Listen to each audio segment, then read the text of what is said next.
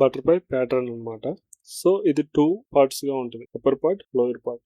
Okay, first upper part print చేసిన తర్వాత lower part print చేస్తాము. అయితే ఇక్కడ ఏంటంటే మనకి అవుట్పుట్ ప్రింట్ అయ్యేటప్పుడు ఫస్ట్ కాలం నుంచే అవుట్పుట్ ప్రింట్ అవుతుంది కాబట్టి మనకి ఇక్కడ బటర్ఫ్లై ప్యాటర్న్ రావాలంటే left side first spaces print అయ్యేలాగా కూడా మనం కోడ్ రాసుకోవాల్సి వస్తుంది. అదే రైట్ సైడ్ అయితే మనకి ఎలాగో ఎంటీ స్పేస్ ఉంటుంది కాబట్టి రైట్ సైడ్ కి ఏమీ అవసరం, బట్ లెఫ్ట్ సైడ్ కి మటుకి మనం ఆ బటర్ఫ్లై ప్యాటర్న్ రావడం కోసం స్పేసెస్ కోడ్ ని రాసుకోవాల్సి వస్తుంది. సో ఇప్పుడు ఏదైతే మనకి ఫర్ సపోజ్ నెంబర్ 4 ఇస్తే రేంజ్ ని ఆ 4 కి 1 వాల్యూ పెంచుకుంటాం, ఎందుకంటే రేంజ్ ఎప్పుడు కూడా ఎక్స్క్లూడ్ అవుతుంది కాబట్టి. సో దాన్ని ఇటరేట్ చేస్తూ ఫస్ట్ లెఫ్ట్ సైడ్ మనకి ఎన్ని స్పేసెస్ కావాలో వాటిని ప్రింట్ చేస్తాం. ఓకే, అంటే మనకి ఫస్ట్ రో లో right okay left side 1 star కాబట్టి ఆ 1 స్టార్ ప్రింట్ అవడానికి ముందు మనం స్పేసెస్ ప్రింట్ అయ్యేలాగా చూసుకోవాలి. సో దానికోసం అని స్పేసెస్ ని n-1 ఓకే n-i ఇక్కడ ఫస్ట్ ఇటరేషన్ లో i వచ్చేసి 1 గా వస్తుంది కాబట్టి n-i అంటే